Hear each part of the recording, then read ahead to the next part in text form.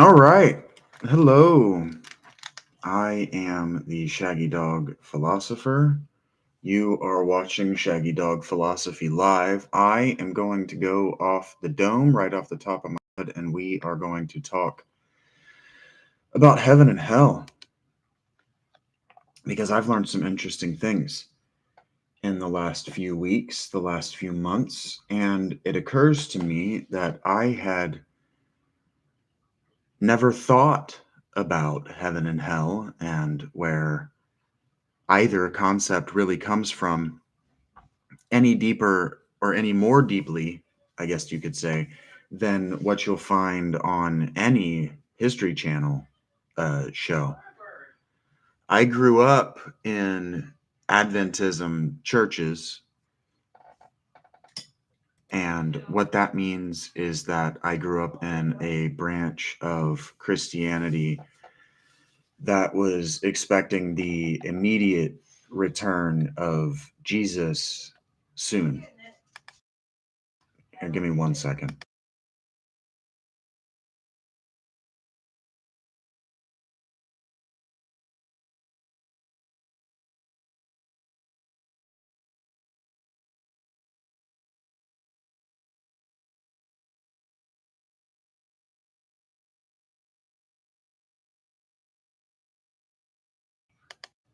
My mic wouldn't turn back on. Okay, so I grew up in Adventist churches, which means that I grew up in theology that believed that Jesus was returning literally any moment. I don't want to talk about the history of Adventism. I could. Um, Miller, we could talk about Miller, and we could talk about his churches, and we could talk about the breakdown of that community, and we could talk about how all of that splintering led to the splintering in the specific way that the Mormon church splintered, and we could talk about how those particular splinterings led to the Methodist Blackburn church and how the Methodist Blackburn style Adventism led to New Age and how New Age led to me. But that's the work of my autobiography, and that's on the Patreon already. Even though when I began drafting that, I didn't know what I was. I didn't know that frankly, I didn't know. I didn't know that story. So maybe it's not there. But I don't want to talk about Adventism, not specifically.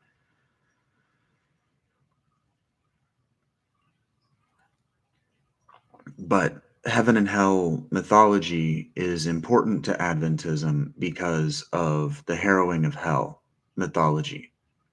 Jesus going to hell and letting the dead souls out, letting everybody out of hell, ending the torments of hell. And it's interesting because that usage of the mythology, the understanding of the harrowing of hell, is subtly wrong.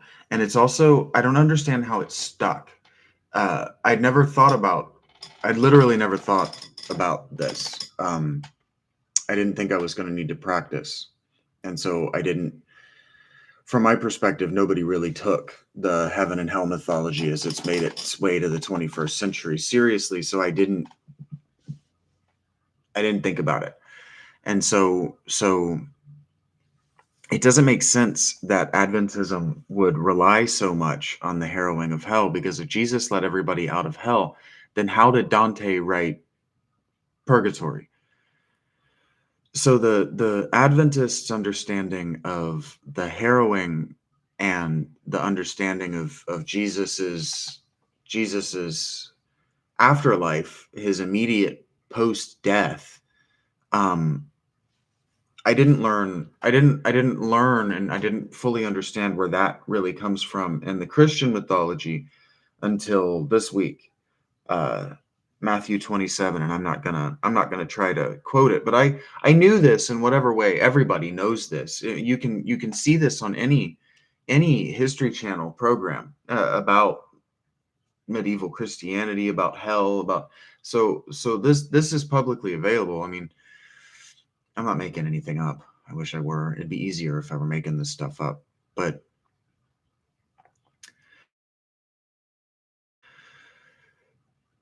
the chapter 27 of Matthew, when Jesus dies, it says, when Jesus dies on the cross, the holy or the sacred people who died before Jesus, who were in the ground and dead and beloved of God, all of those people were let out of the ground and into the kingdom.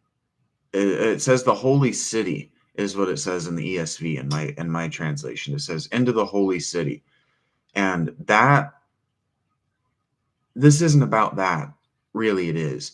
But the modern interpretation of that is somehow a zombie story, that these people literally got up out of their graves, some of them hundreds, thousands of years old, and walked into Israel. That's absurd.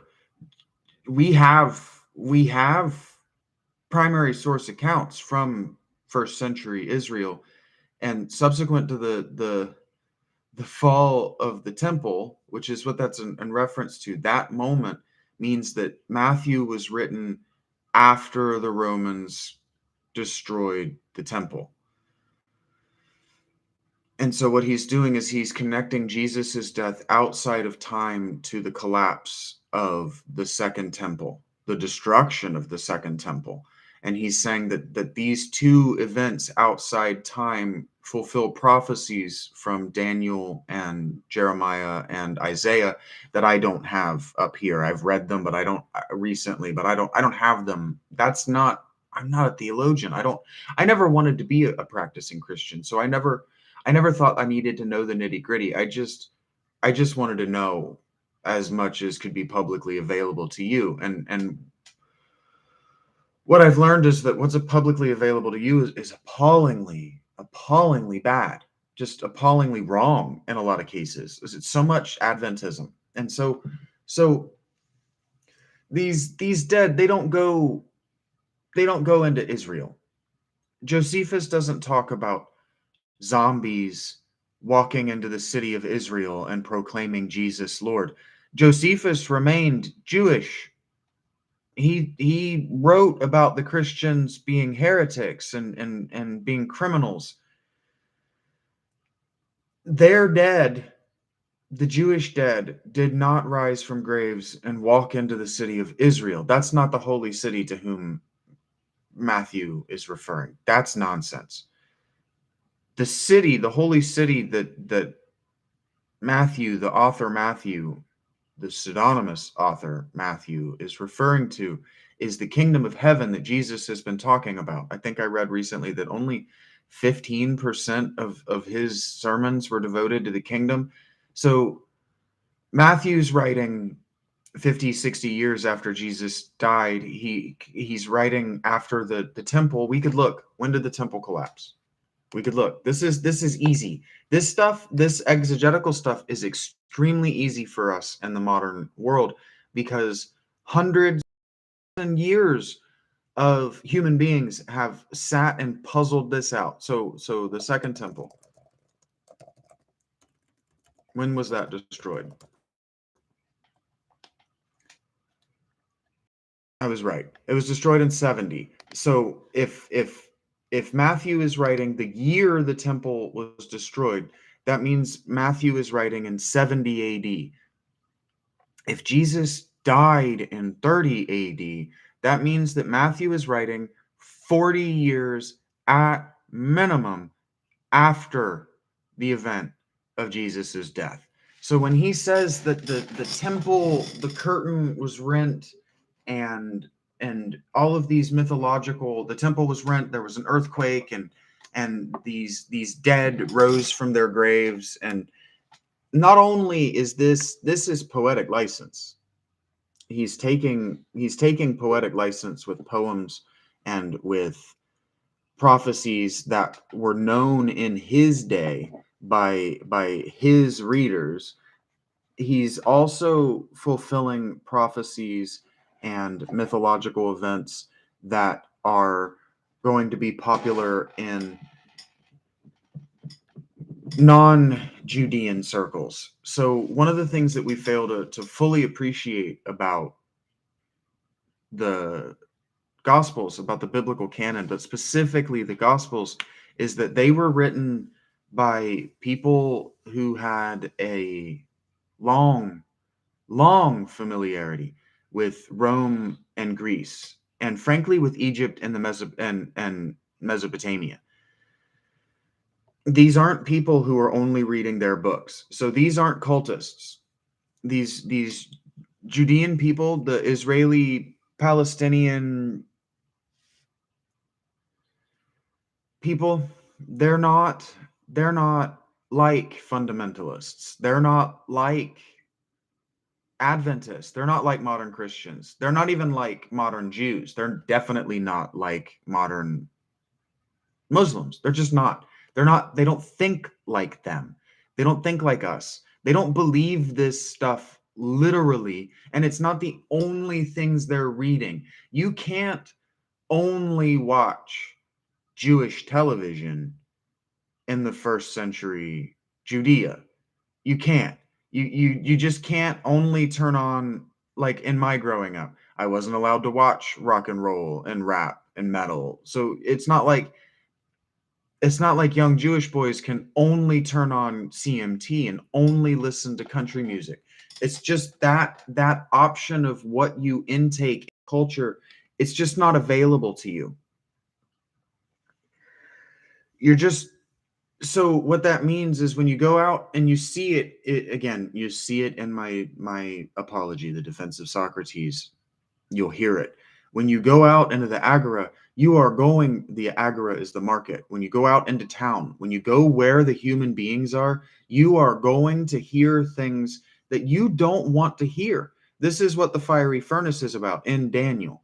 So these people, these proto-Christians that are reading Matthew and frankly the author Matthew, as he's composing this and as he's reading the maybe it doesn't actually exist gospel Q, and as he's listening to, and frankly as he's doing Herodotus style history to learn who was this man Jesus, as he's in history in Herodotus's mouth. The word history in Greek means um inquisition, I think. It means to do interviews. And so it means that he was doing um folk philosophy, not folk philosophy. He was doing folk history. He was doing we call that folklore. We call it folklorology now. So he was a folklorist or a folklorologist. He was the first. He was doing it before anybody had ever thought to do it. He was the first person to think, well, we've got this people that we just want a war with, and that we want to trade with because we're Greek and everything is markets, and the way we understand freedom and the way we understand civilization and the way we understand what to do with your peacetime is trade. So we need to figure out a way to trade with these Persian people. So Herodotus went to Persia and he just asked people about their myths, and he asked them about their history, and he asked them about, well, how did you guys get to how did you come to the conclusion that you needed to invade Greece? What was in Greece for you guys? And that's how we got on histories. That's how we got Herodotus, and that's how we got, frankly, that's how we got the Gospel and the New Testament canon. Because if you look at the dates, and I'm not going to, if you look at the dates for how these books were composed, when these books were composed, the philosophical and the Greek literary canon really picks up. It starts when the Hebrew canon ends. So when the Hebrew or the Jewish people, however you want to think of them, because they were only Jewish insofar as they lived in Judea until probably until after Rome fell. But they they stopped writing in Hebrew and started speaking and writing in Aramaic around the time Plato started writing, around that century. So when Athens was no longer the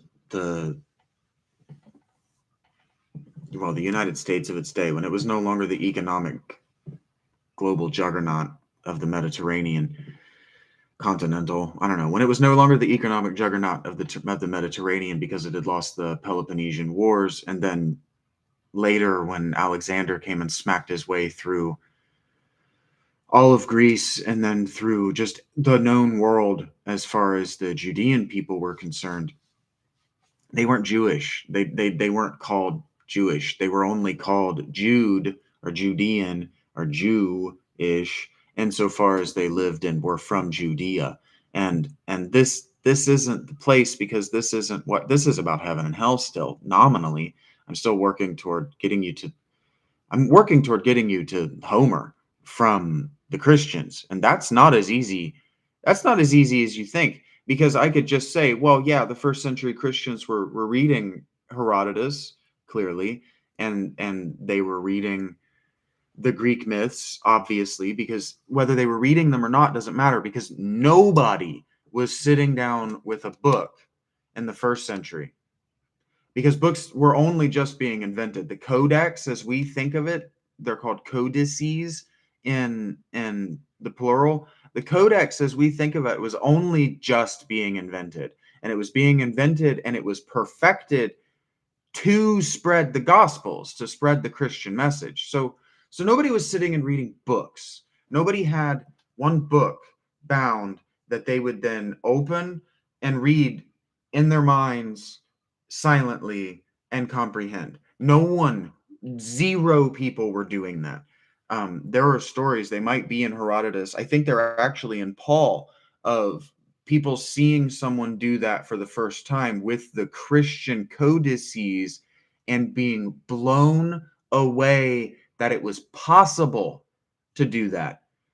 Most people thought they were sitting and pretending to read, because the what those symbols mean, and how reading even worked to an illiterate person is very different than how you and I understand those symbols. We understand those symbols to just be symbols. They're just placeholders for the sounds. But that is absolutely not how literally every language worked in the first century.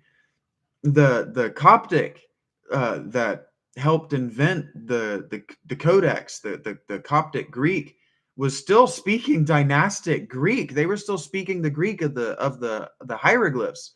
They couldn't read the hieroglyphs, but they were still not the Greek, the Egyptian.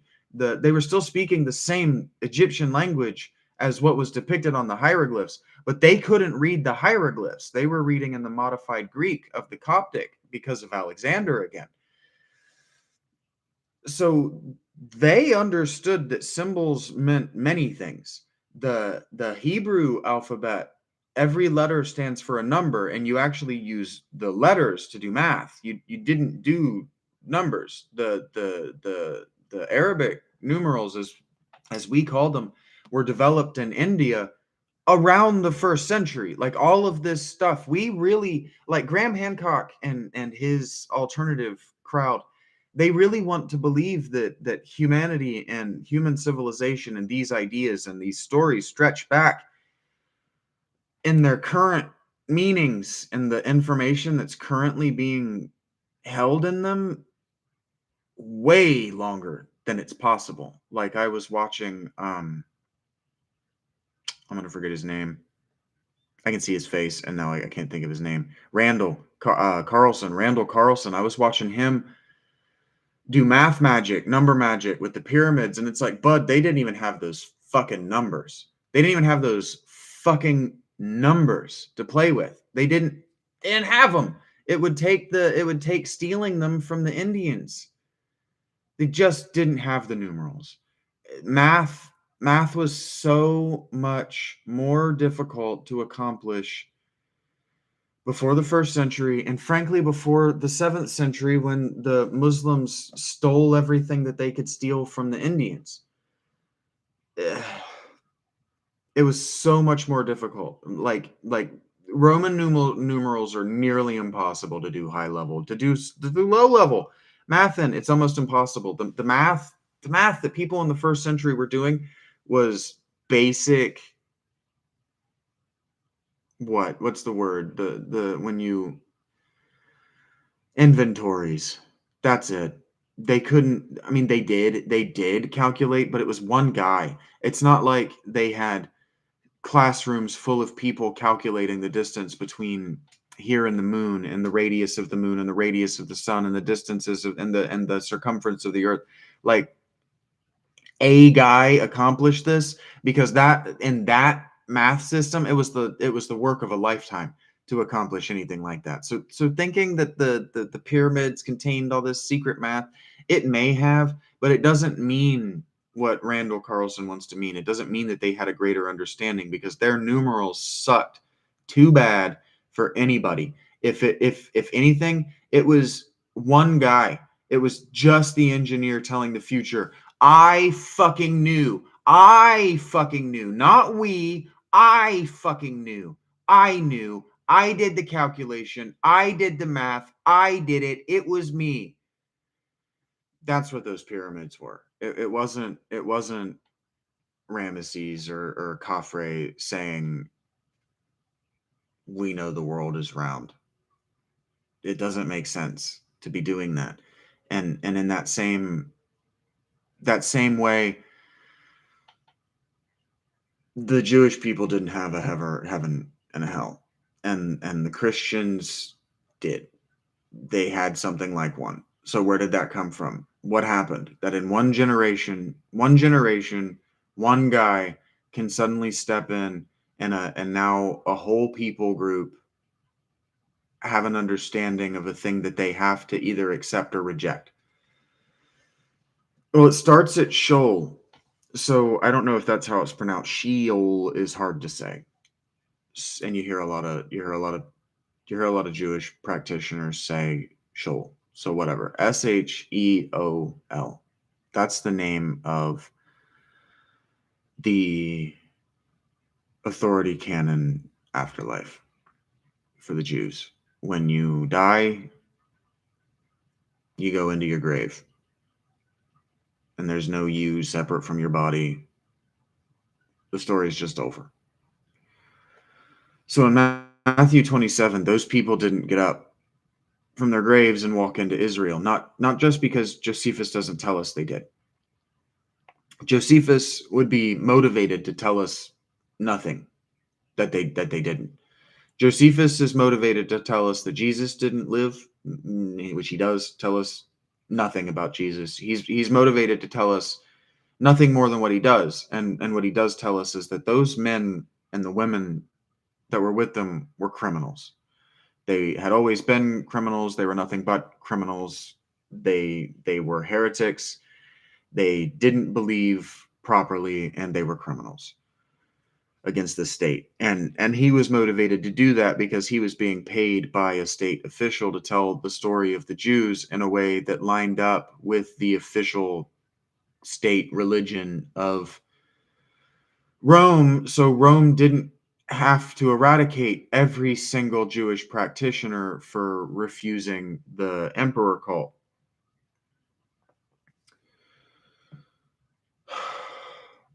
Because whether that Roman rather official, whether Jewish, or whether Josephus's sponsor was himself Jewish by ethnicity, and ethnicity means the city in which you were born. And so what I mean is Jewish by race, and your race is your family, the genotype from which you descend. Whether Josephus's sponsor, the person paying to publish and write, what's it called, the history of the Jews, I think, whether he was Jewish or not, he was absolutely trying to protect the Jewish people, because Josephus puts himself on that mountain where there's it might be apocryphal, because Herodotus might be where we get the story from, but Herodotus puts himself on the mountain. He says he's the one who survived, that he was one of two, I suppose, but that there's a story and it happened. It did happen. We found the place. There was a Jewish rebellion against the Roman army, the Roman invasion, that holed themselves up on top of a mountain, and the Romans just decided to siege them out, because how long are they going to set up on the top of that mountain? And the Romans anticipated that the Jewish rebels would eventually surrender. And the Jews, being Jewish and conditioned to their faith through the books of Daniel and Jeremiah and Isaiah, being apocryphal zealots, and zealot is a word we don't use enough, but zealot and zeal are words that should be in our lexicon outside of fantasy literature. They should exist outside of the Scarlet Monastery, because zealots do insane things. Not just insane things, they do stupid things. Stupid, insane things.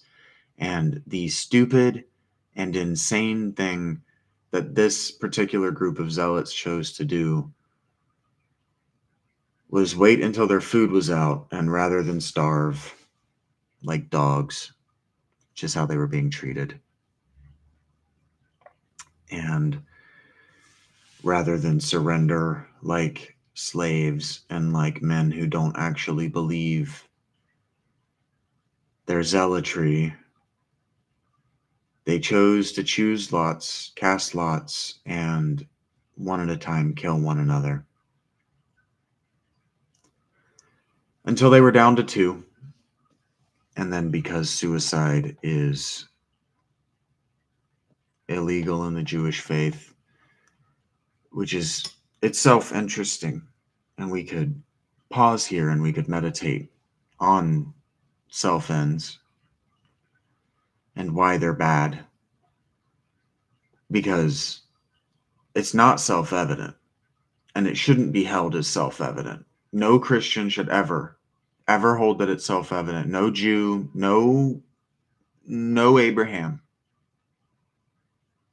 ever hold that it's self-evident, because our ancestors didn't believe that. And there are people alive today, ideologically and idiomatically, who celebrate the ancestors who didn't think that. So let's take a moment to think about that, and what and why it's not self-evident.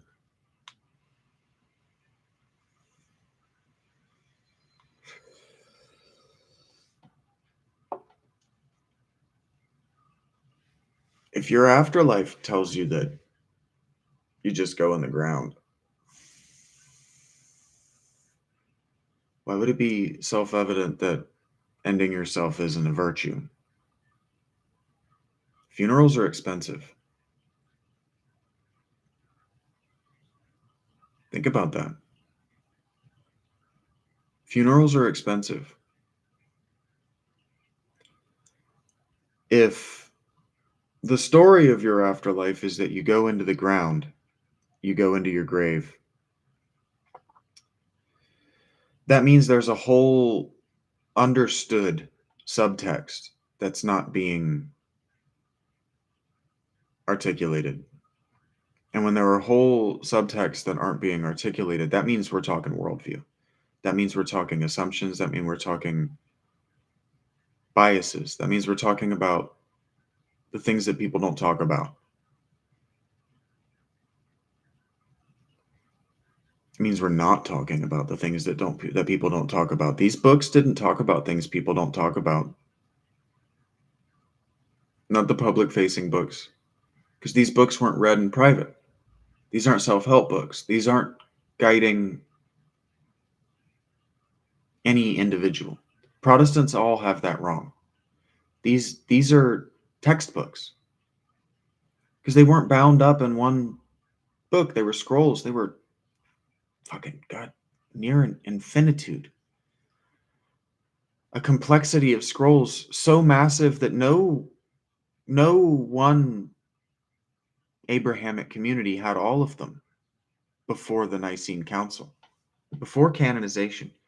The Jews canonized after the Christians.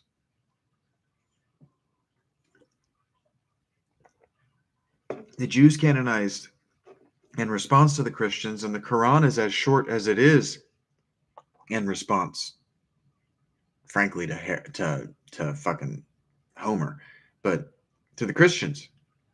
Those books are too fucking long for any one person to read. And don't tell me, well, I've read all of them. Yeah, of course you've read all of them. What else have you read? It's impossible to be cosmopolitan and have read all of those books. It just is. And the Muslim faith, whatever else it is not a pagan faith. It is absolutely a cosmopolitan faith for desert nomads. It's a confusion. And we're not here to talk about Islam because I don't particularly care what Islam's afterlife says about anything. And I wasn't asked about Islam's afterlife. I was asked where heaven and hell come from. And self-ends will be important later, very important later when we start talking about the Norse and the Japanese. We're not going to talk about the Japanese because they're not in the story of the creation. But the story of the harrowing of hell comes out of Matthew 27, as we understand it. And the Adventists are wrong.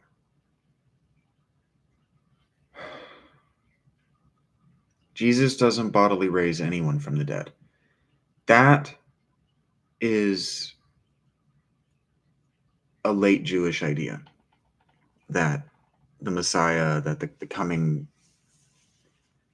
New World Order, the coming perfection, the coming kingdom, that he's going to raise the dead. But that's a metaphor. That doesn't mean they're actually going to raise up out of their graves. What that means that they're going to be properly honored in their funerary rites. So that means that the Messiah is going to come and he's going to orient civilization around the proper funerary rites, which gets us back to why self-ends are bad. Self-ends are bad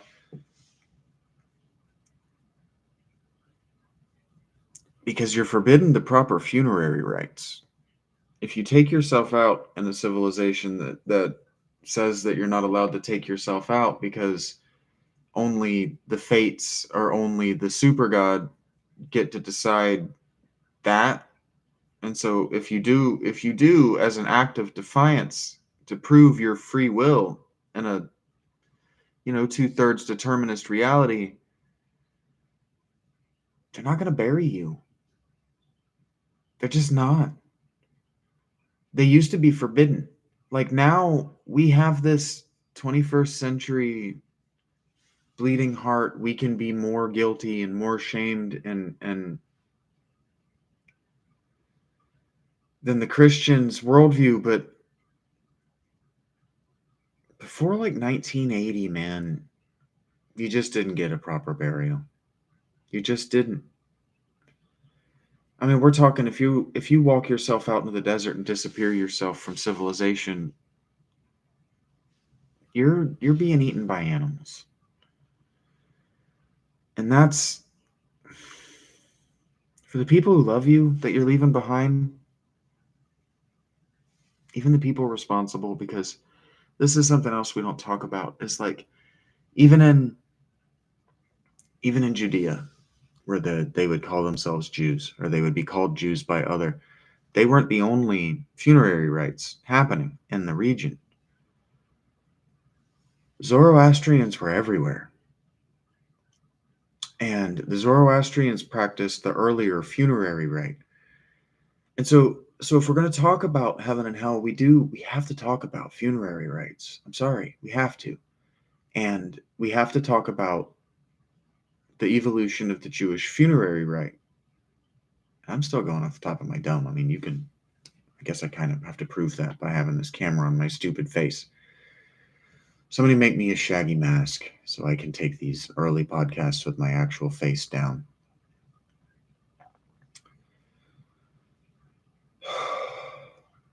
And the Zoroastrians have the earlier rite.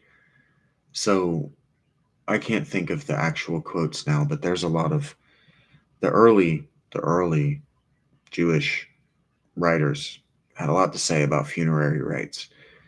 And the way the Zoroastrians do it is they have these towers. These towers to Agni, I believe his name is Igni or Ignis. That's how we get fire. They have these fire temples, fire towers. I'm pretty sure that's who they're to. I'm pretty sure that I'm 85% certain this is how it works. And they would have an eternal flame at the bottom of the tower. And then you would walk your dead up to the top of the tower and you would put them on a burn, I believe it's called, at the top of the tower. And they would be picked clean by birds, vultures specifically. And then the attendants of the tower, because there were professionals. That's what I'm trying to say. Something we don't appreciate is that there used to be professionals who would gather up the bones of the wild dead. And that's just a grotesque job for me to think about. Wandering the deserts and the wastes of the Middle East and gathering up human bones, being good enough to identify. Think about modern anthropologists. I think about my ex-wife was a biological anthropologist, and she could glance at a human bone and tell you where it was and how the person died at a glance, tell you what his favorite food was, his favorite color, what his wife's favorite color was, all of that, just glancing at a bone. And it was so awesome. Now imagine being able to do that from a child. Imagine that being your profession. Imagine that being what you think of yourself and what other people think of you.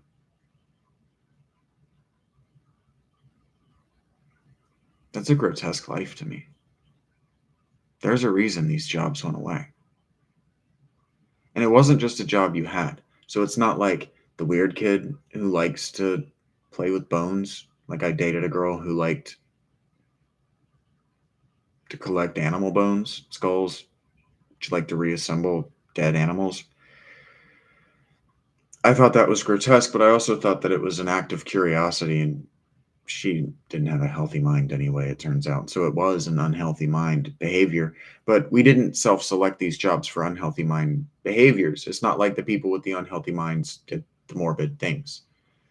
No, that was a fucking genetic job. It was hereditary. You got that from your dad. Your whole family did that. And in fact, your family would if somebody went missing, your family would sell the beloved missing the bones to the family. That's how you made your living. That's how it was a job. And so anyway, if you were a self-end, no one would buy your bones. So you didn't go into an ossuary, so you didn't go into a bone box, so you didn't go into a family grave pit. So Jesus has to go into somebody's grave pit. Jesus has to get the proper funerary rites. No matter how he dies, that story ends if he's left up there to be picked by vultures. So Joseph of Arimathea, in a lot of ways, is an extremely, extremely important character. And where the hell does this guy come from? We don't have answers. There's no answer to that question. If you Google Joseph of Arimathea, I'm going to tell you right now what it's going to tell you is that he shows up in the 13th century after the Crusaders come back with mystical wisdom found in Jerusalem. Not Cretsy in Detroit. I can't remember the other guy. Thomas Mallory. Ooh, spooky door opening itself. I promise it's just a cat. Thomas Mallory, I think, is the one who wrote the mystical Arthur stuff. Don't quote me on that. I've read it all, but it's so weird and intangible. So it's so for its time that when I read it, I didn't have the exegetical skill set to understand what the fuck I was reading. So I'm revisiting the Mabinogion, and I'm going to revisit all of that probably next week. You'll see how that goes if I actually get to the Iliad and the Odyssey this week, because I've been premising them for a week. What the fuck was I talking about? Joseph of Arimathea. He seems to be... Arimathea is from the Middle East, but he seems to somehow be connected to Welsh tin mines. He has a church. There's a church. I'm not going to remember it now. There's a church in England, southern England, technically Wales. I think actually technically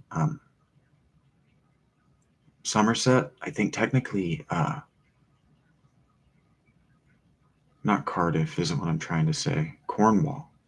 I think technically it's in Cornwall, but that's neither here nor there. It is to the people who live there, the people who are genetically from there and who deeply care about their homeland. There's a church that claims to have been built by Jesus and his dad, Joseph, and sponsored by Joseph of Arimathea, and to have the burials of Arthur and Guinevere.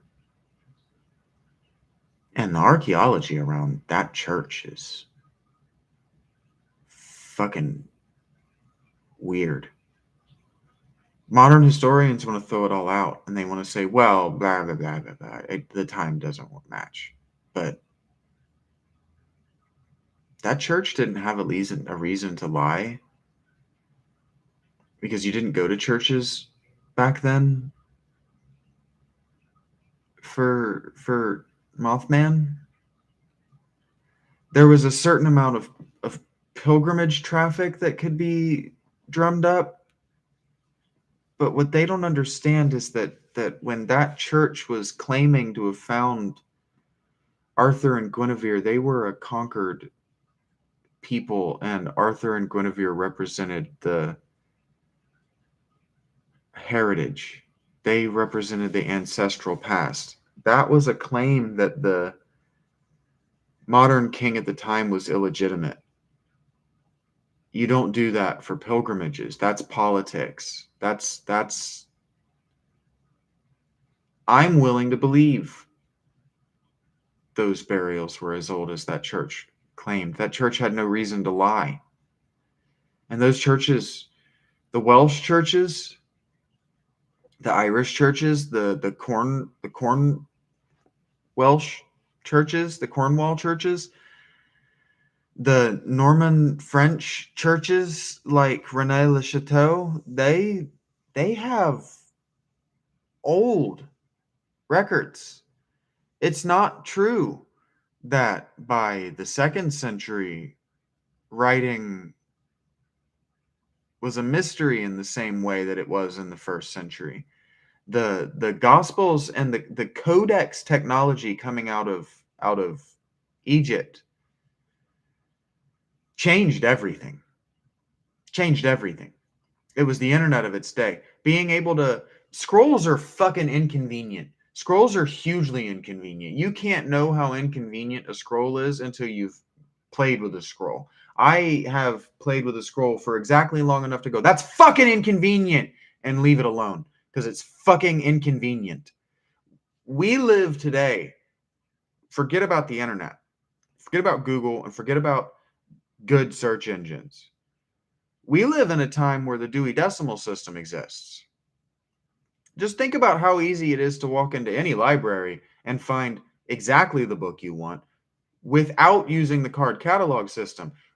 We exist post-card catalog systems. The Library of Alexandria had no card catalog system. There was no Dewey Decimal System. Books were just wherever the fuck books were. If you could find it, good fucking luck. Nobody was reading that shit. Nobody was reading that shit. People were writing that shit and putting it on shelves, hoping that it wouldn't get burned down or literally rot to nothing without being read. That's how those library shelves actually worked. Fuck am I talking about? Wales. I've made my way to Wales. Wales is important to this story because Wales and Ireland should not call Wales Wales. Should not call the Welsh people Welsh. Should call it Cymru, and you should call them Cymru because that's their word for themselves. Wales means foreigner, and it was used to literally persecute them. In the Middle Ages, if you were Cymru, your life, the way that justice worked was everybody's life had a value, and if you were injured or killed, the the I don't think it was called the Dane Geld, but the price that you could sue and damages was based on how much your actual life was worth. So if you were English in England and the standard going rate for your life was 100 Dane Geld, let's call it. I don't know what their let's call it florins. I don't know what their currency was called, but let's call it florins because that's what Total War uses, and people have heard of florins. And Dane Geld anyway was the gold that was paid to the Danes to keep them from invading you. Um,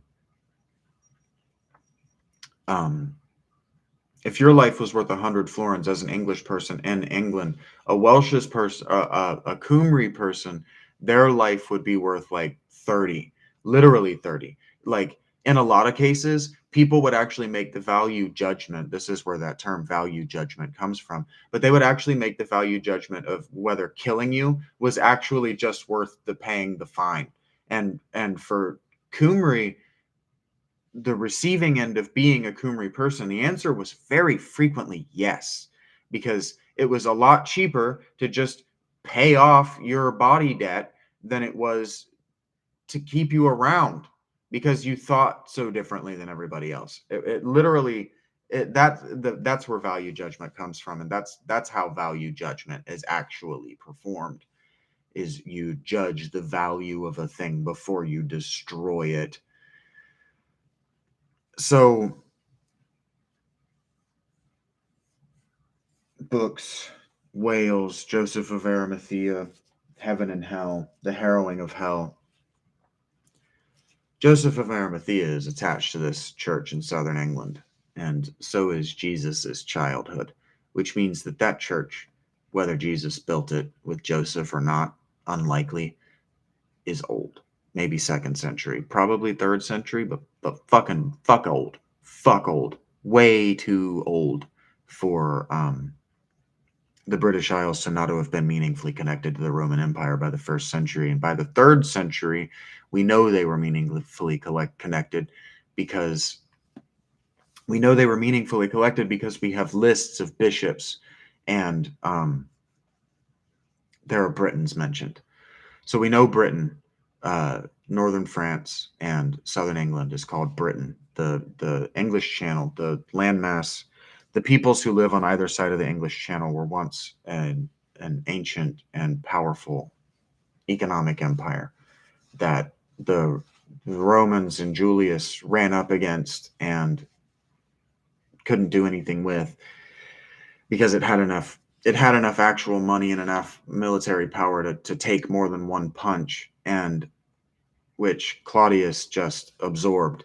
And when Claudius absorbed their empire into his empire, they actually took their pre-existing hero structure, their framework that we have in the Eddas, and they just replaced all the characters who would become King Arthur and Charlemagne with actual Claudius.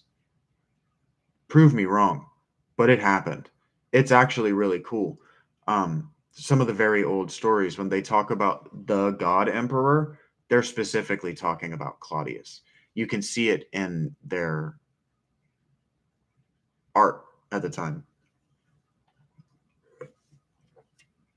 They worship Claudius like a god king.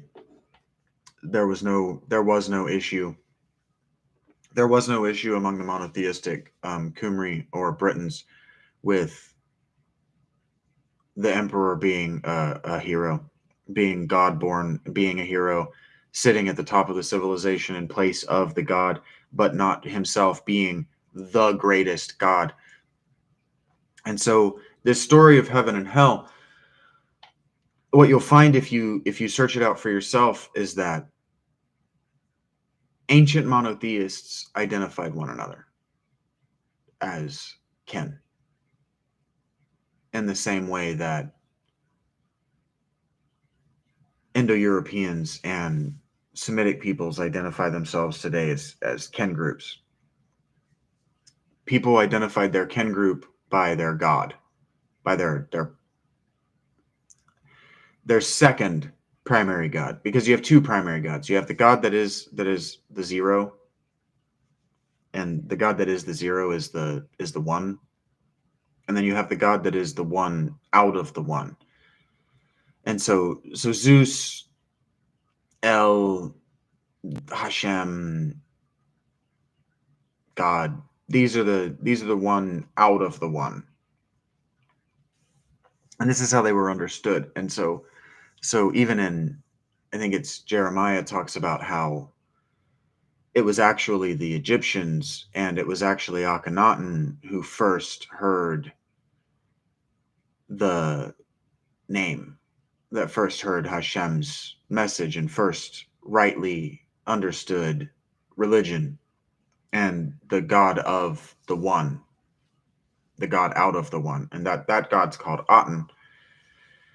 And that cult was destroyed. And that's what Jeremiah is talking about, is that true monotheism, as they understood it, worshiping the all God as the all God, the one out of the one as the one, and indistinguishable from the one. By Jeremiah's day, by late Temple Judaism, they understood all monotheists to be Jewish. They didn't understand themselves to be Jewish yet, so they understood all monotheism to be monotheism. So they were doing syncretism of monotheism, but syncretic monotheism, to their point, has existed since Aten, because that's what Akhenaten was doing, was syncretic monotheism. And the way the Mesopotamian religion was actually lived and actually performed at that time was henotheism. And so what that means is that you understood the one God out of one to be the primary God, but you understand that God to have national courts, kingdoms of lesser gods who also deserve, what's the word? They also deserve honor, respect, worship, cult. And so henotheism is picking from among the various available polytheisms. Isn't the right way to say it, but it's maintaining the family cult, the funerary cult, the state cult, the all God cult, and then whatever beneficial or curiocentric cults you want to be a part of. Henotheism is to be a fully realized religious person, honestly, but more than just religious, it is to be metropolitan. And even in the sense of desert nomad kingdoms of Abraham and his fighting on donkeys frequently. Henotheism makes sense. Polytheism never made sense, and it didn't make sense in the 5th century BCE when Athens, when Socrates is going, how much sense does all this actually make? Or Oh, I just read his name last night. I think it's Anaximander who actually invented modern atheism as we understand it.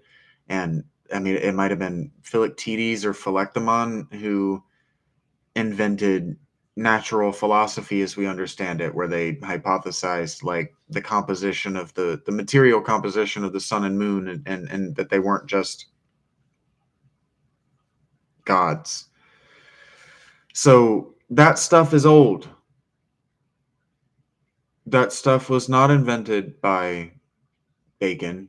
That wasn't invented in the Middle Ages. It wasn't invented in the modern period. It's old. It goes all the way back to the 5th century BC. And if it was happening in the 5th century BC, it was happening in the 5th millennium BC, and it was happening in the 15th millennium BC, and it was happening in the 50th millennium, and it was happening in the 5000th millennium BC. That's just something that humans do when you have more than 3 of them.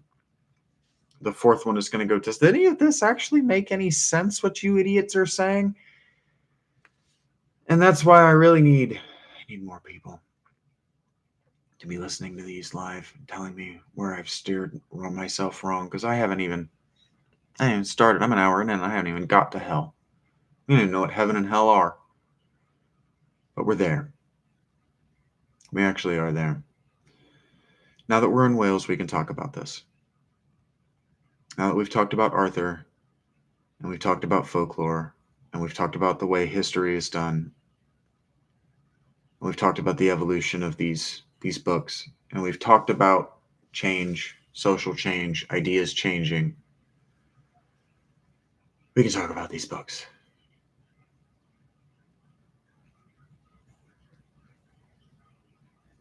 The Jewish afterlife is the Jewish afterlife. But it's actually not that different from the way the afterlife worked across the Mediterranean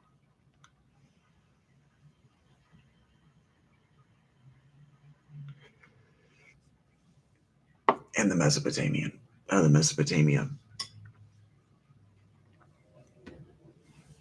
Zoroaster was the first innovator as regards the afterlife. For Zoroaster, the way it worked, mythologically, is that when you died,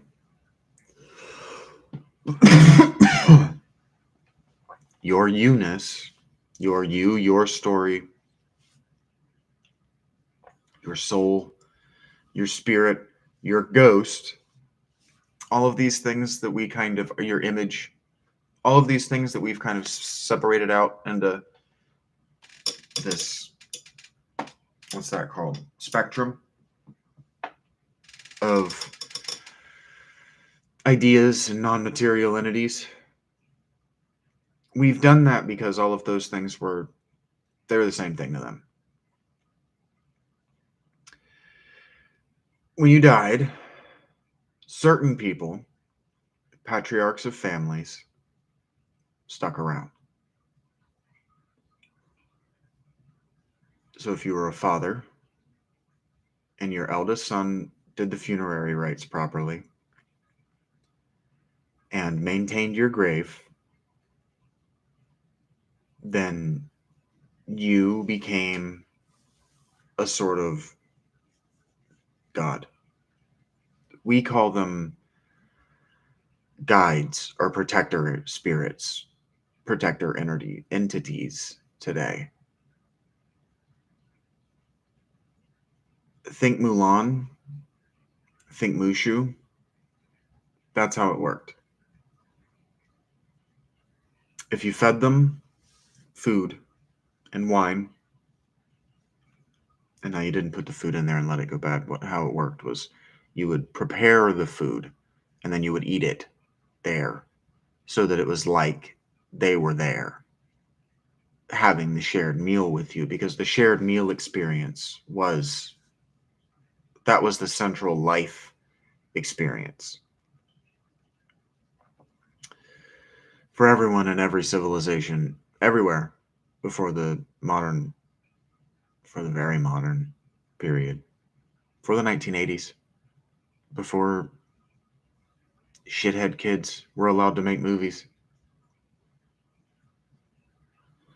If shithead kids weren't allowed to make movies and make it a big deal that they had to eat dinner with their family instead of being shithead kids, you wouldn't think it's okay to not eat dinner with your family, and frankly, things wouldn't suck. But that's neither here nor there, because that was the warning and that was the promise of the funerary cult. If we remember the beloved dead, and the beloved dead are the patriarchs of the family, and we remember the beloved dead in perpetuity, then we can have a memory of what, not just who our ancestors were, but what they were like, what they believed, what they stood for, what they wanted our future as we are living it to be like. And we would have people who specialized in that memory, not just the memory of Steve or Bob A or Bob B or Bob C over time, but people who specialized individually in each of them. By Rome, this had become an actual profession within the family. There were certain members of the family who were specifically responsible with doing the history, with doing the social research, the folklore of learning what beloved deceased family members were like. And then for certain rituals, certain ceremonies, they would don the death mask. They would wear the gold or bronze or whatever death mask, which is it was cast on the dead person's face. They would put wax on the dead person's face and make a mold of their face, their hair, and then they would cast that in bronze and they would keep it forever. Gold is actually even less corrosive, less likely to rot away to nothing than bronze, because bronze will get the patina. Bronze rusts. Gold doesn't. And then certain people who looked like them would be responsible for perfectly imitating them, recreating them, and that's called imagination, because those death masks were called imagines. And so the act of imagination, as recently as Jesus's death, was the act of pretending to be a specific and very real dead person. So ghosts are something I'm still learning about. But the way it worked was you didn't stick around for long. Not by Christianity. Not that the Christians didn't stick around long. And the people who did linger, the lingering dead, that was funerary cult done wrong. And there were professionals whose job it was, like I've said, to gather up the bones, put them in an ossuary, bury it, and be done with it. But by the 8th century, Christianity had figured out that they could make those towers that I talk so damn much about. Those towers are about just collecting the souls of the wandering dead. So you don't have just dead people wandering around everywhere. You don't have ghosts wandering around, because you don't have to believe, but the supernatural evidence, the literature, what it says back then, what it says now, is that if you have these dead people wandering around, if you don't have them properly buried, if you don't have them in their hole in the ground in a Sheol, and I'm still telling you about the proto, I did it. If you don't have them in that place, they'll take living people's bodies, and the dead are hungry. So, right. Yeah, they're hungry. They'll kill. That they take our bodies to kill us because they're mad that they're dead and we're not. And a lot of the time, the reason they didn't get proper funerary rites is because they were dickheads to begin with. That's why they didn't get a funerary rite, is nobody wanted to give them a funerary rite. And so they're vengeful because they didn't get a funerary rite, because they lived a bad life and didn't get a funerary rite. And so when you died, you just went into a great big hollow earth, underworld, which is where the hollow earth stuff comes from. It's just great big hollow. Everybody was down there, and it was just like, it was like the worst day you've ever had at work, but every day. It's not punishment. It's just like a justification for not sending yourself there. Who wants to go someplace that's like the worst day you ever had at work? Forever. It's just boring. It's just, there's nothing to do. All the fun stuff to do is in life. Like war, fighting wars, life. Sex, life. Drinking wine, life. Eating, life. All the stuff that the hedonists like, all that stuff's in life. You can't do that stuff in death. That's what hedonism is about. That's what carpe diem is about. That's how you have this idea of seize the day. Your life expectancy is 35 years old. You are literally in a race against the clock. You are going to die any minute now in the pre-modern era. You're going to die any minute now. It's just minutes or longer now, frankly. If a life is the clock face, minutes are longer now. They just had smaller clocks back then. 35 years is, I'm 37. I just turned 37 3 days ago. I should be dead by the human clock. We weren't designed to live past 55. We weren't really designed to thrive past 25.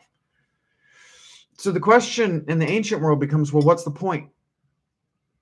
Because something you fail to appreciate, frankly, is that by 35, if you're a laborer, you're broken. You can't labor. What person hasn't broken a hand, torn a pec? What athlete is not broken by 30? You used to be old. Before modern medical sports science, you were old, ancient in sports at 30. Ancient. You think farmers were out? Do we think field slaves were out picking cotton at 50, 55? It was cruel in the 20th century. We all, like, a lot of the reason that plantation slavery went away is because it was cruel to have old people doing that work. Cruel. But life was cruel. And so the afterlife was just cruel and boring. It was just cruel and boring for everybody in every afterlife system. Just cruel and boring. Because who wants that? But then you get the heroic epics. Because cool shit starts happening in life. And some really cool people start living. Some really cool people start being alive. You start getting people like Achilles, right? It's like really cool people start doing really cool shit, and people start really wanting to hear their stories. And then you start to identify with that guy, and you're like, fuck, but the afterlife's going to be boring. And then people stop doing that really cool shit. Think about Jason and the Argonauts. Jason and the Argonauts get on this boat, and they go as far east on water as that boat will take them. And then they find things that nobody has ever seen before, and they get back on their boat and they take them home. And that's really the story. That's the story. They went on a Viking trading expedition.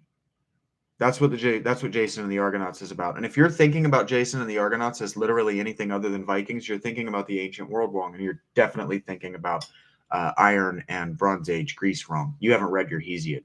In Works and Days, he gives you the exact rules, the exact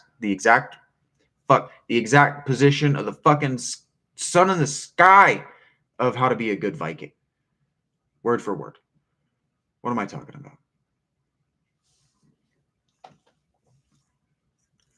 I keep looking at my face and thinking, don't play with your beard. Your patchy alopecia beard.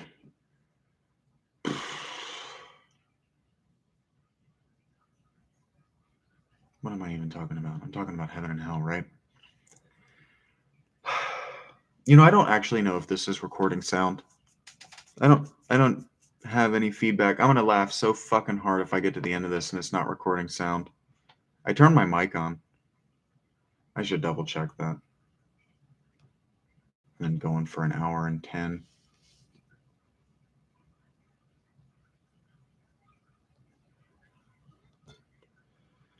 Well, I gather my thoughts now that I'm actually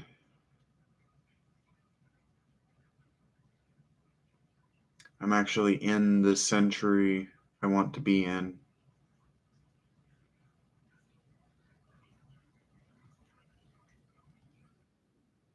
A.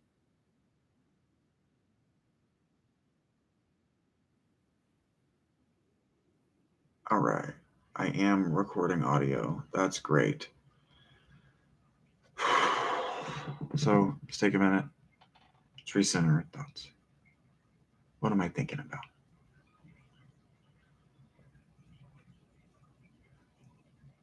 The heroic traditions all over the world, and it happened at the same times. Now, they might have been decades or centuries from one another, but they happened at the same steps, the same progress, the same progression. These stories all became the same in the same ways, and so narratologists and folklorologists and mythologists and these people will say that happened uh, organically, that there was no cultural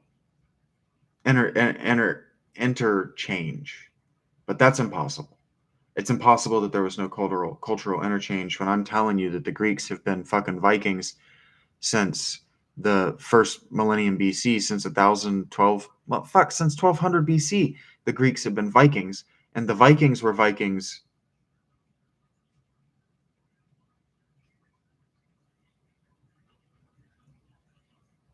since the Stone Age. How far back do they go? 12,000 BC? The Indo-Europeans are Indo-European no matter where they live, no matter what time they're in. And if they've got access to boats, they're taking those boats. They're going as far in one direction as they can go on water. They're either buying or stealing or trading in the labor of their bodies and their swords for shit that people back home have never seen, and they're bringing it back home. That's how we Christianized them. We Europeans. I mean, look at me. I'm probably of what Franco Franco-Norman descent. I look just like if one of those motherfuckers had a kid with a Native American woman. My great grandmother was Native American, and all of my family are Dutch, Irish, French. I look just like a French trapper's kid.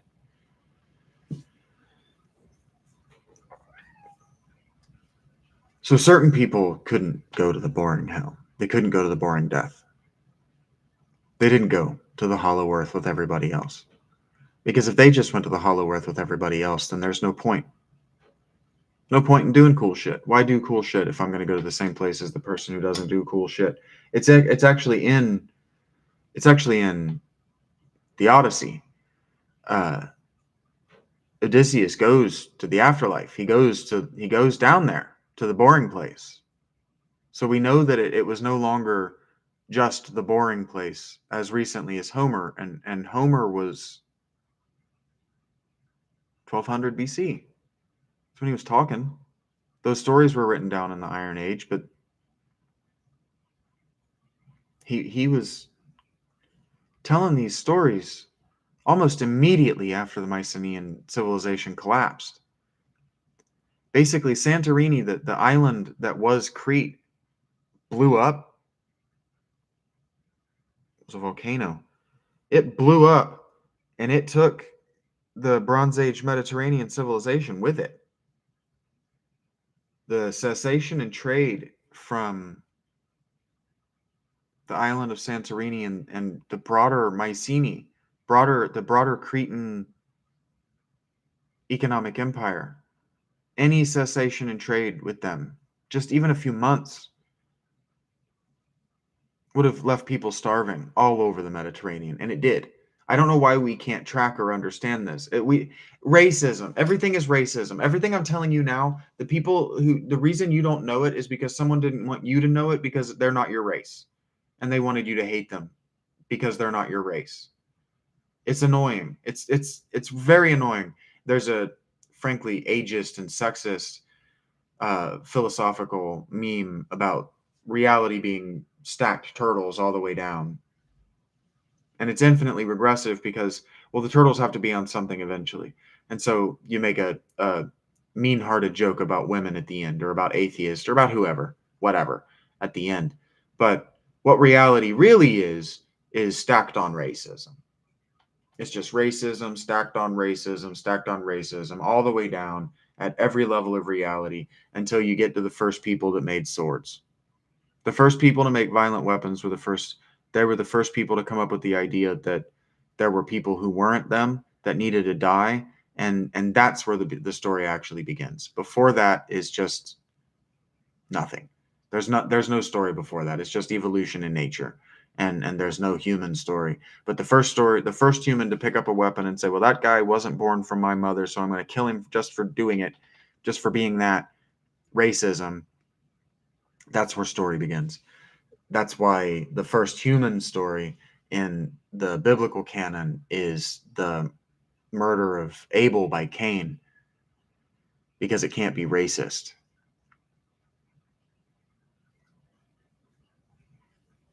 Think about that for a second. I'm going to suck on this fucking cancer stick.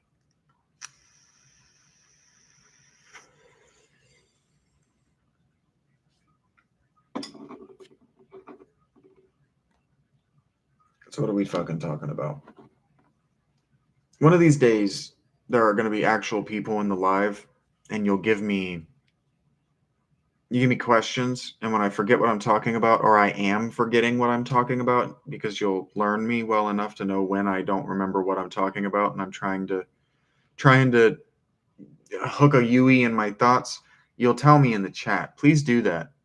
Like, subscribe, comment in the chat, so I'm not just staring at my face like a fucking psychopath for 2 hours. This is deeply weird to me. I'm working on this. I have Mario started. I'm working on it. It might make sense also for me to do these while I macrame and just talk to myself while I macrame and do something with my hands, but you'll be staring at the back of my head. So help me figure myself out. I don't know what I'm doing. I never planned on doing this. So I didn't know that I was watching. I didn't know I was watching the people that I admire because I want to be like them. All I really wanted to do ever was help people flesh out what those people are telling them so they can make sense of their own lives. But Socrates makes it explicit in the Apology that that's what philosophy, and that's the job, that's what a philosopher is. He says he never charged money. If he ever accepted money and he ever accepted food or he ever accepted gifts, those were love. Those were gratuity. They were gracious. Like, thank you. You helped me make sense of something that has been bothering me my whole life, and now I can die happy. So the philosopher is sending you to a good death. But so is the Zoroastrian priest, and so is the Buddhist monk, and so is the Jewish rabbi. Doesn't exist yet, but in the first century, all these people that are competing with the Christian priest, they're sending you to a good death. They're trying to help you reconcile the thing that you can't reconcile about your life so you can die peacefully without wanting to come back and kill people. Because the way it worked, I was talking about fucking Odyssey. Odysseus decides he's going to go down into the underworld because he needs wisdom. And what that means is that the FSR for Homer is that Homer needs authority for the things he's about to say in the story, because he's about to tell you things you don't want to hear, which means that somebody old has to say it. And Homer might be old at time of composition, but not likely. Not in the 13th century. There aren't very many old people anymore in the 13th century. Everybody's fucking died.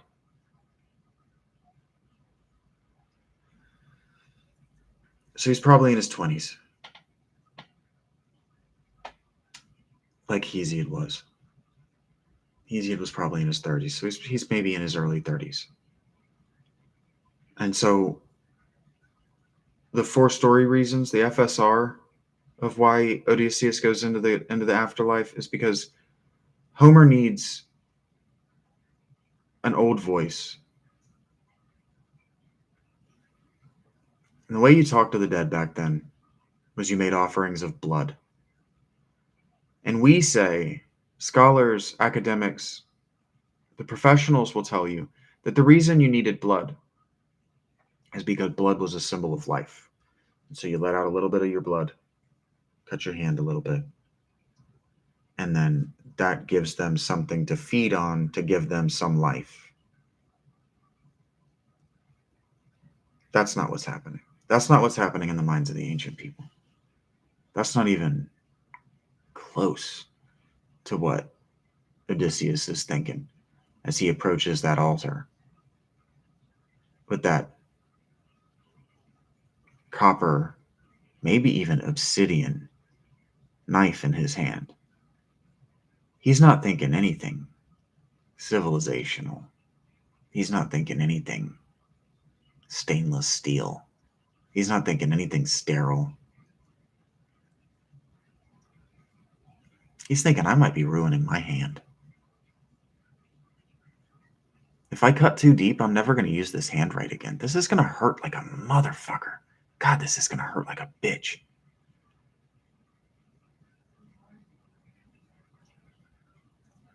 And that's not irrelevant because Odysseus might literally mean pain man.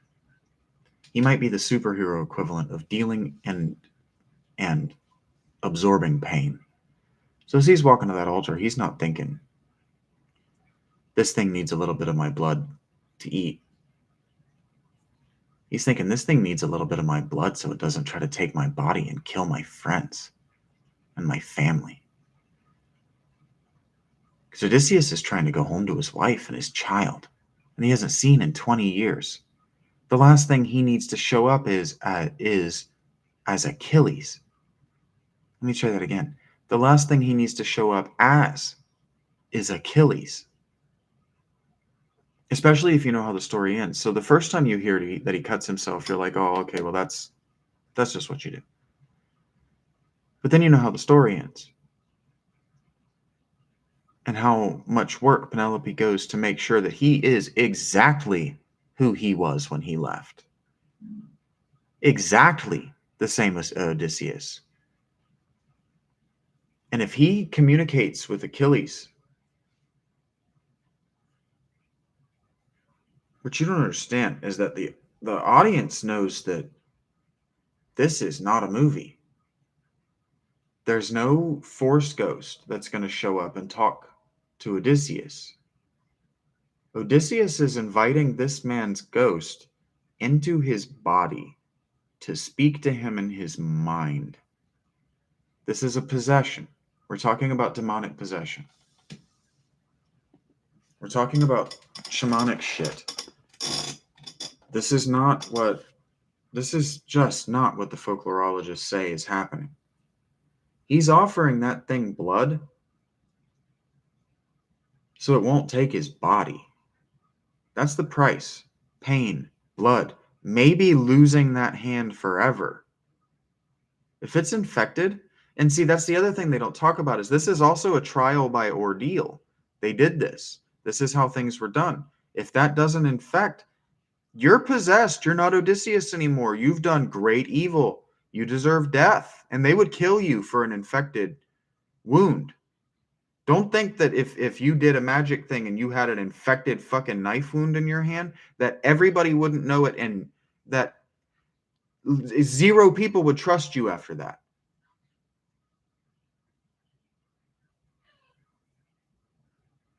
That's just how it is. How many people have lost all trust in the world because of COVID, because of an infection? We believe that God speaks to us in infection. We do. We still do. 21st century, still do. We can't not think that because we're not Christians. Because we didn't fully Christianize. We don't believe.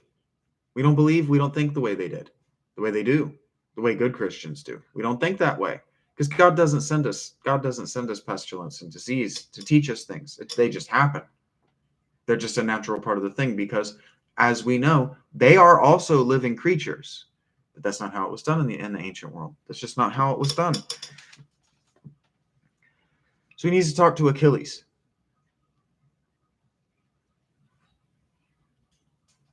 And what Achilles tells him is that he would rather be the lowest born laborer's slave than spend another day in death. That's not an allegory. That's Achilles speaking the only truth that ghost can actually speak to him. Ghosts can't actually, the dead can't actually speak wisdom, and that's what Homer is trying to tell us, is that the dead want us dead. The dead want us dead too. The dead want us where they are. They do. When you're talking to ghosts, when you're channeling spirits, they want you dead. They don't want what's good for you because they're not your ancestor. You aren't worshiping at your ancestor cult. Even when you try, you're doing it wrong because you don't know the ritual. You don't know the ancestor. You don't even have. I saw what happened when the Hoffelbrock did his, what are your grandparents like? What are your great-grandparents like? Most people don't know their grandparents. Most people haven't thought about their grandparents for the majority of their lives. Most people never thought about their grandparents as adult people. Because after about 55, after 45, you're irrelevant, biologically speaking. It sucks, but you are. There are more people younger than you than there are your age. I'm 37.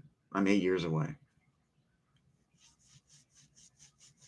Philosophers don't usually start until their old age. This is why we just have never taken them seriously. I don't expect you to take me seriously in my young age. I'm not good at this because I never thought anybody would ever take me seriously because I'm still too young. I'm too young to be doing this. And if you're younger than I am, you're too young to make a reaction commentary video. It's unfortunate, but that's just the way it is. Do it, please. Steal from me. Break the rules. These are rules that are designed to be broken, and they're rules that harm civilization. But they are the way it is.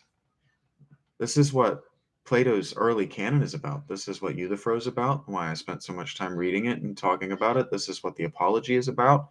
That's why I've read it. I'm going to talk about it some more tonight, probably. And this is why they needed to invent the Elysian Fields. Because when Homer told his audience that Achilles didn't like being dead, there were certain boys in that crowd that said, well, fuck it, I'm not going to be a hero either then. Fuck it. If it's all the same, if I'm lower than a slave to the lowest slave, in death, what is all this honor and glory? What is all this nationalism? What is all this pride? What is this civilization? What is our cultural heritage? What are these ancestor cults? What even is it? If when my children worship me, I'm still just a bored and unhappy shade at the end of the day. And so the priests and the druids and the bards and everybody sat and they put their heads together and they said, we need warriors. Because you can't survive foreign conflict without warriors. You just can't. So where How do we get them? If our afterlife system is pushing them to not be warriors, well, you create a reward afterlife. And it's right there. It's right there in the Iliad. Boom.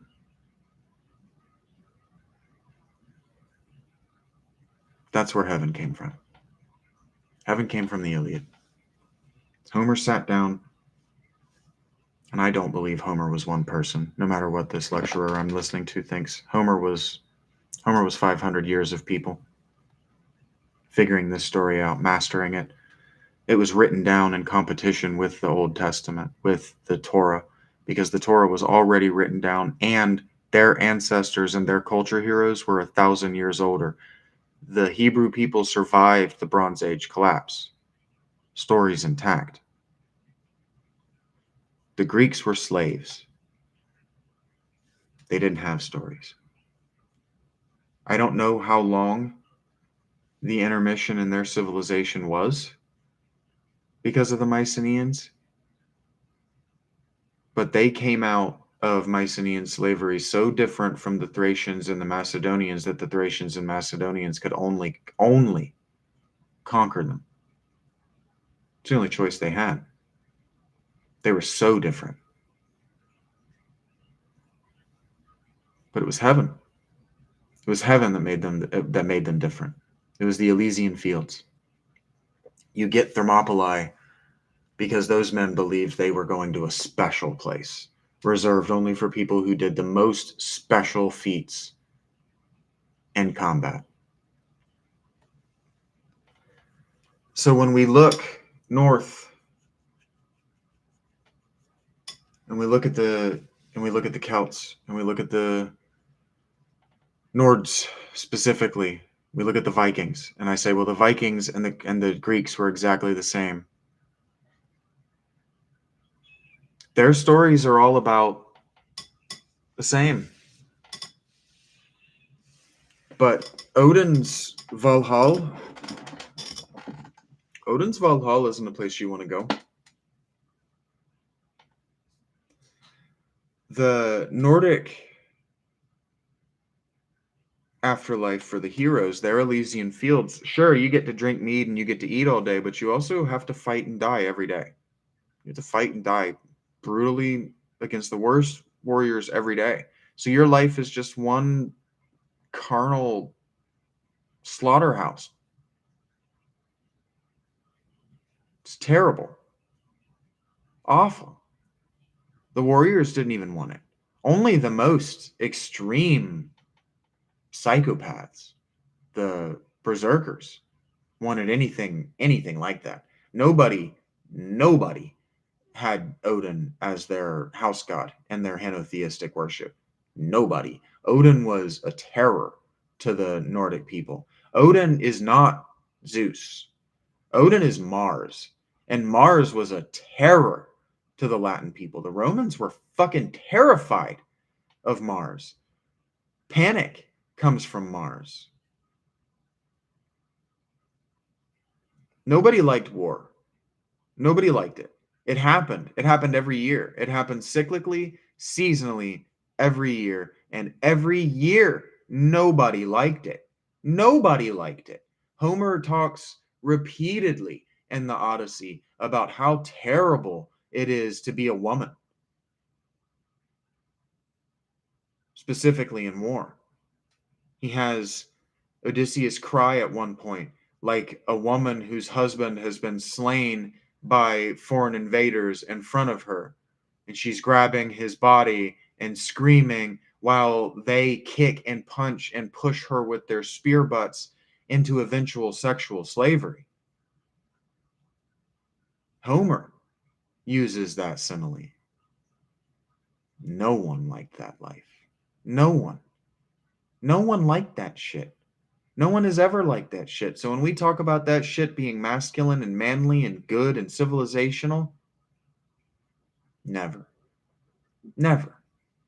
Not the Nords, not the Vikings, not the Germans, nobody. The reason the Germans did the fucking horrible shit they did in war Julius Caesar talks about it. They would ambush you in the night, and they would only kill a handful of you, and then they would string that handful all over the forest. If you've seen a European horror movie about being in the German or the Nordic woods, you know what their monsters do to you? Yeah, humans did that.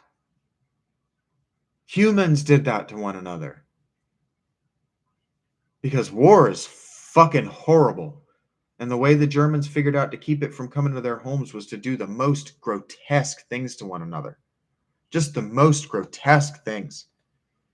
The crucifixions that the Romans did of the slaves, the slave revolt, the second slave revolt, Spartacus, when they lined the Appian Way in crucifixions.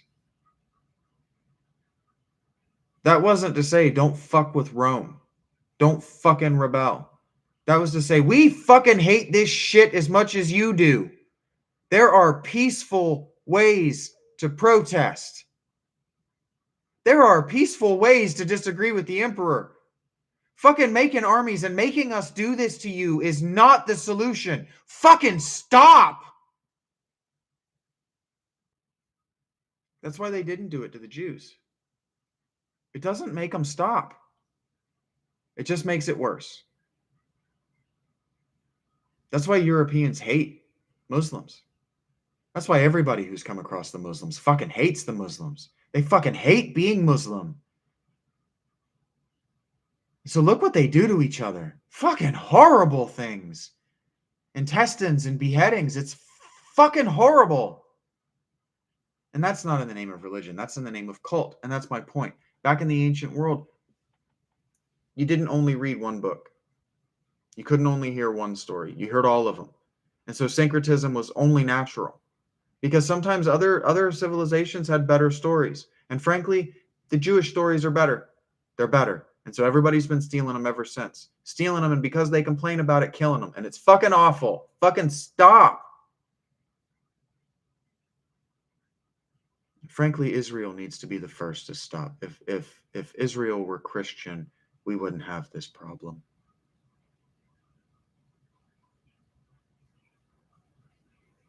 I mean that.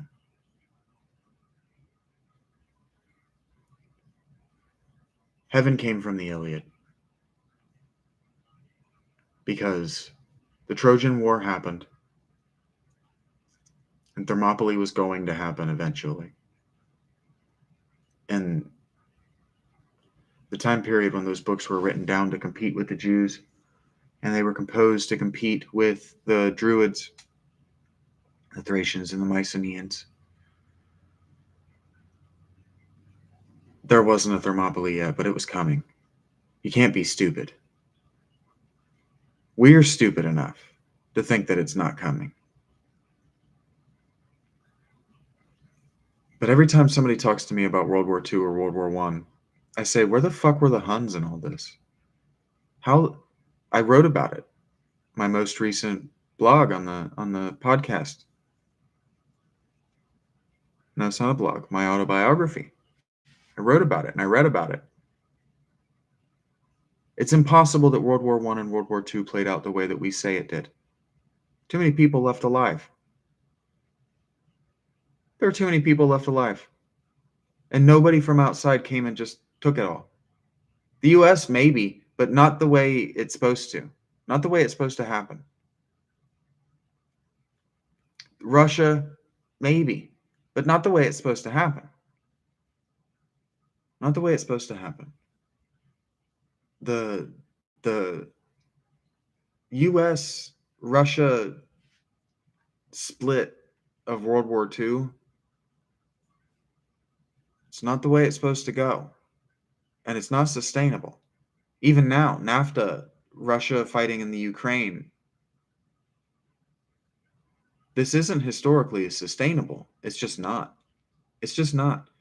Europe is going to have to unify under a single ideological banner, or Europe will be unified under a single ideological banner. This is how history works. The ideological banners get bigger. They don't get smaller. They expand. You don't get Living's realm. You just don't. Lebensraum. You just don't get living space. You don't get that. You either belong to the monoculture or you die. And it's increasingly coming. The conservatives believe that the monoculture is disagreement, but the liberals believe that the monoculture is you agreeing or you not existing. So you have a choice, and it's coming in the next decade. It's not this election, and it's not going to be a president that makes this choice for you. It's going to be roaming gangs of teenagers with weapons, because it's always roaming gangs of teenagers with weapons. Always. Civilization always collapses because of sea peoples, and sea peoples are always teenagers with weapons, and they're always roaming. It's just how it goes. Hell comes from the Odyssey, because Odysseus meets Achilles and his actual afterlife experience. The wrath of Achilles is the Iliad, and what he gets for his wrath is hell. He gets hell. And they explore that in the Odyssey. Heaven is there's a word for it, and I'm just not reaching for the Greek off the top of my dome if I don't have it. I haven't internalized it. I'm not doing this to learn. But it means eternal glory, basically. Honor, we've talked about it. That's your heaven. Your heaven is how you're remembered. Your afterlife is fucking how you're remembered. What you're thought of. And frankly, it's what you do. It's what temples you put down. It's what buildings you've built. It's what institution you laid. It's what you did. That's your afterlife. Heaven, the Elysian fields, are having done something so important that your name is etched into a temple somewhere and you're remembered forever. Like Enrico Dandalo being the only person to be buried in the Hagia Sophia.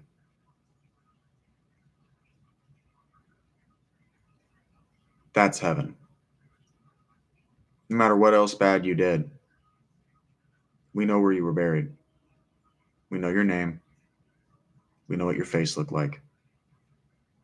That's heaven. Hell is the other thing. Hell is what you are in life. Hell is the Odyssey. Hell is learning that. Hell is doing the thing that's going to get you remembered. Hell is doing the thing that's going to get you absolution. The question you actually want to ask me, Jay, isn't where heaven and hell came from. You're already reading the Odyssey. You would have figured it out very quickly.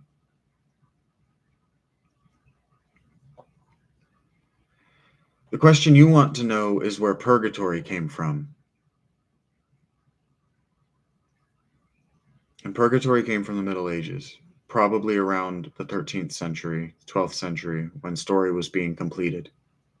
When the King Arthur myths had been completed in France, been brought back to England and exported to the Spanish, the German, and the Scandinavians.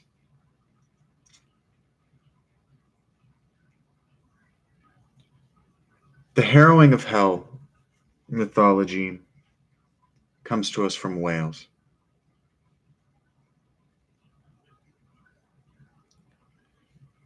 Because it became important to Christians of the first 10 centuries of Christianity that their non-Christian ancestors who were deserving of belonging in the Elysian fields of their times not be excluded from future consideration. So what that means is that Christopher Columbus was sainted once, or damn near it.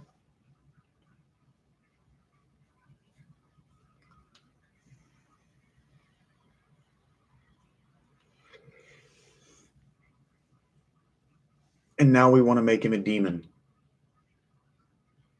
The harrowing of hell was Welsh people saying, well, we're not just going to let these pagan, as we call them, we're not going to let these pre-Christian heroes just be forgotten. We're not going to let them be demonized. We're not going to let you turn our heroes into the monsters of the future. Because we had already independently come to monotheistic henotheism. We were already effectively Jewish, and we converted to Christianity before the Jews. So we're not going to play that game. Our heroes are being grandfathered in. Because Jesus went down there and Jesus had dialogues with all of them and he converted all of them. They were Christian before they knew they were Christian. That's what the harrowing of hell is. And that's what purgatory is. Because if hell is where you go if you weren't a Christian, and hell is where you go if you weren't automatically deserving of the Elysian fields, heaven, then what about people who didn't know there was even an option? See, that's what reincarnation is for. See, reincarnation is how people east of the Indus Valley came. That's how they figured out, well, that's what happens to people who didn't know there was an option. You just get reincarnated until you remember that there's an option, and then you pick. And that's actually pretty simple, and I don't think that's wrong, because ultimately you're going to pick.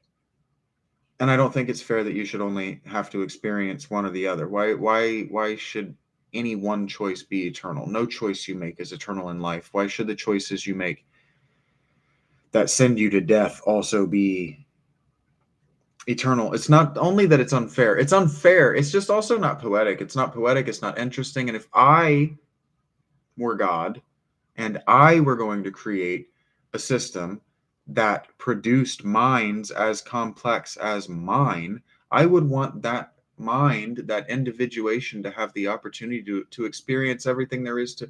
Who makes a video game and then locks you out after your first playthrough, Undertale? Who does that? That's dumb. It's dumb. Like what would it look like if you were only allowed to watch these videos exactly once? You individually were only allowed to watch these videos exactly once. Without, what would you do? You would have to make different identities. So why should it be impossible that we can redifferentiate from the source in death? I think that what makes more sense is that there are 3 holding patterns that you can get yourself into in death. There's hell, when you've made just every wrong choice and life was awful and you fucking hated it and you made just the worst possible choices. And then there's heaven, if you've made good enough choices. But then there's purgatory, and so purgatory is actually Dante's genius.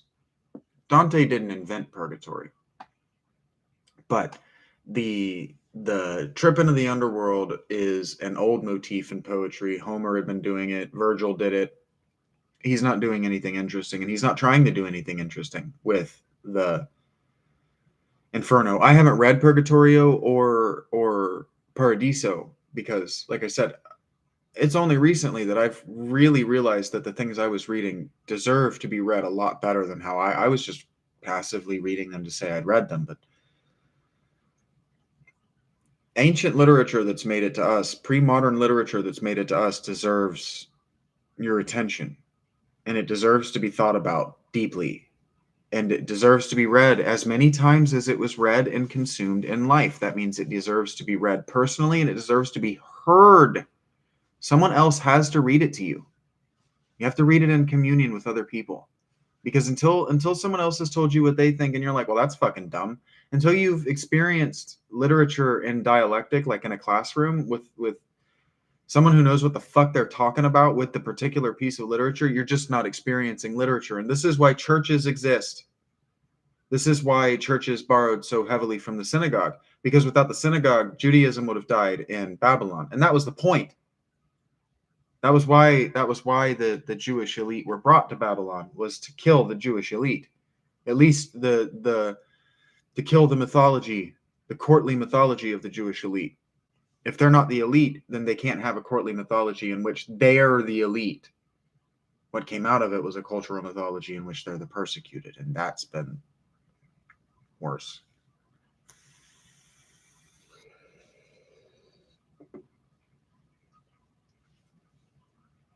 I'm sorry that's not an answer. The creation of hell in Wales, the King Arthur stories are about the creation of, they're about the harrowing of hell. All of those stories are underworld stories, every single one of them. None of those stories happens in real life and real time. They're all underworld stories. But I've already spent 2 hours talking about Greek underworld stories. If I were to pivot and start to talk about the way the Celtic and the British underworld stories worked, that'd be another 2 hours. I'm starting to get tired. I wanted to do this as soon as I woke up, in large part to prove to myself that I'm thinking cogently as I wake up, that this is, my brain does work like this. And I wanted to talk about heaven and hell, where they come from. They come from a complicated place, but they come from the easiest place. Just read the Iliad, read the Odyssey, and then read Purgatorio, and you understand everything you need to know. You understand everything you need to know to have a functional and working worldview. And then listen to people like me who are listening to other books, and then listen to Christians, listen to your rabbi, listen to an imam. As much as I hate that faith, and I do, that faith is hateful to me.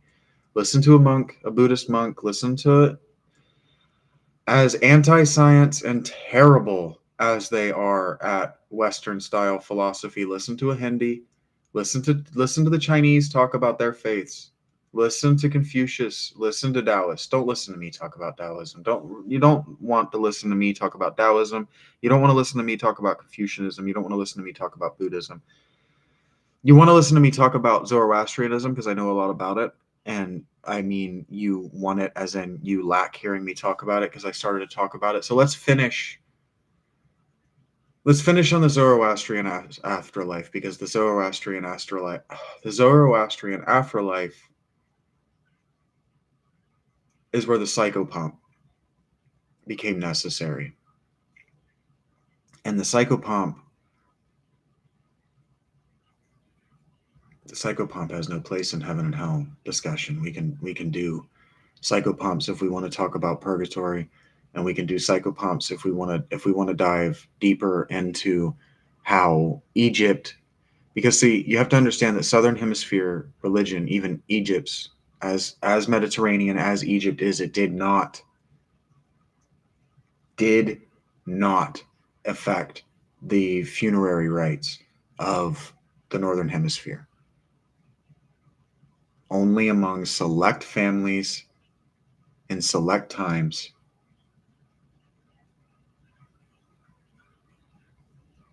And anyway, the Jewish or the Egyptian funerary rites that did influence Egyptian and Latin families were already Greek. They had already been, I can't think of his name. Ptolemy. They'd already been Ptolemized. So that the Southern Hemisphere, it's gone. That tradition, those religions, those faith systems, gone, eradicated by Indo-Europeans and Muslims. Just gone. The civilizations, gone, erased. You can read, I think it's called Orishas and Goddesses. I'm not looking. This isn't about looking. I'm not double checking myself, but I hurt her feelings. She made a grammar error right in the beginning of the book, and the rest of the book was garbage, and I let her know. And unfortunately for her, I let her know the day I went into HRSA lockup. So she and I aren't going to have a relationship. And that's fine. Her book was trash. But her book was trash because she didn't realize that all of her ancient mythology began at the 17th century AD. That's not even archaeo. That's not even old. 500 years? That's not even old in American history.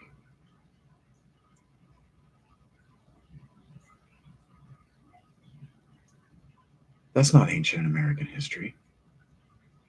There have been white people who have identified as who are identified as the ancestors of Americans coming here in the 1500s. The 16 and 1700s aren't old. What are we talking about? They're not ancient. If your people can only track their history back to that long, it was erased. They were there. It was just erased. And if you're not telling the story of how it was erased, you're talking about how it's lived now, and you're talking about how it's lived now as being antique, and it's all post-Christian or post-Islam. It's not even old. That's New Age. That's literally new in the context of religious history. So Egypt doesn't count. I'm sorry. I love Egypt. I do. But their afterlife system doesn't count for purposes. It just didn't contribute. It didn't contribute. The afterlife for the Egyptians was only available to the ultra rich and the pharaoh. And that's just not how heaven and hell work. Those are for everybody. The weighing of the soul and death, that was only for public figures in Egypt, the rich and the pharaoh. That's not how it works everywhere else.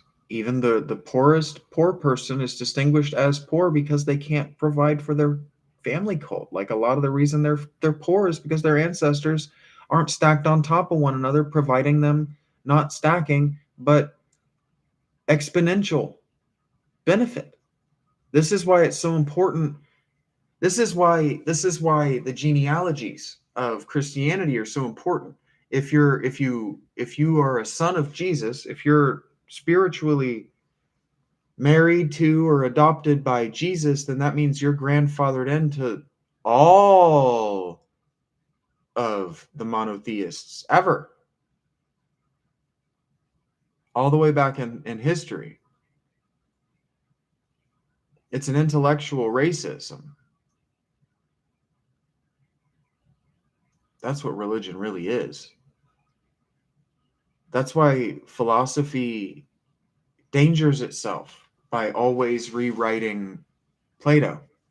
That's why philosophy's been, I haven't put it where you can see it, but I wrote it. Philosophy's been dead for a century. Philosophy, when Nietzsche said that God is dead, the God he meant was Sophia.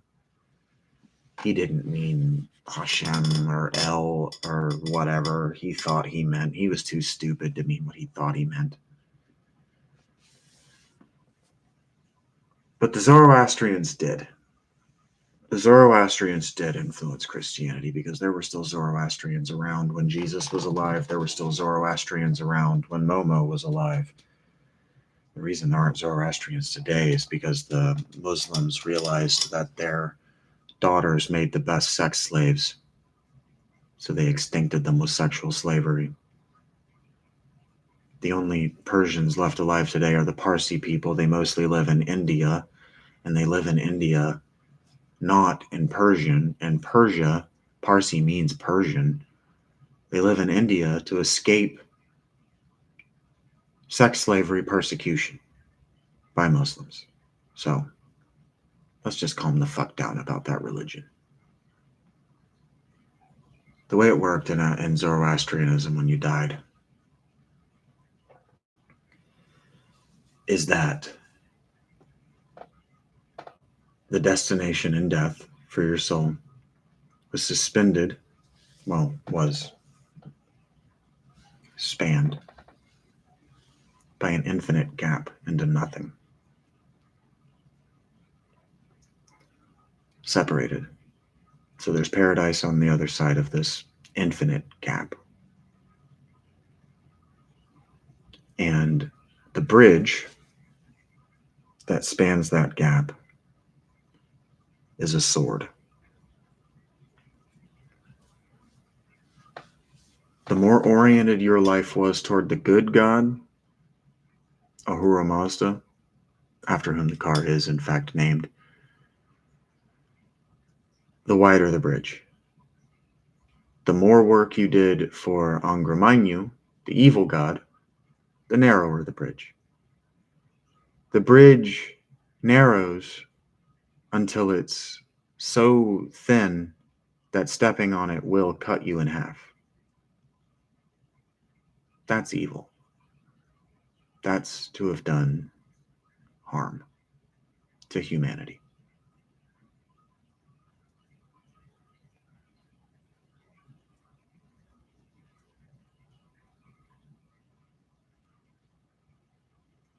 The afterlife is how we're remembered.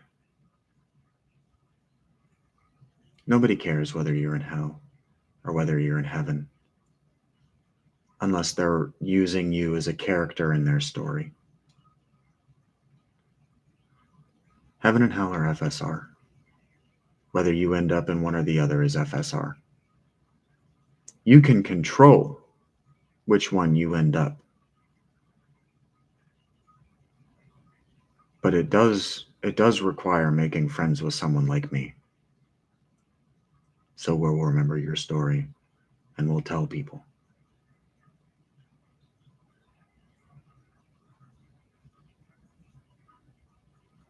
If you believe me, if I've affected you, you can like, you can comment, you can subscribe. I'm done with the live portion of today.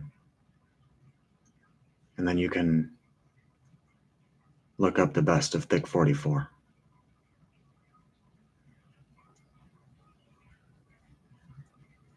Because that's a man that we should remember and that we should deify. That's someone who deserves to be in heaven. Thank you for listening. This has been the Shaggy Dog Philosopher. This has been Shaggy Dog Philosophy. I am the Shaggy Dog Philosopher. I'll talk to you again soon.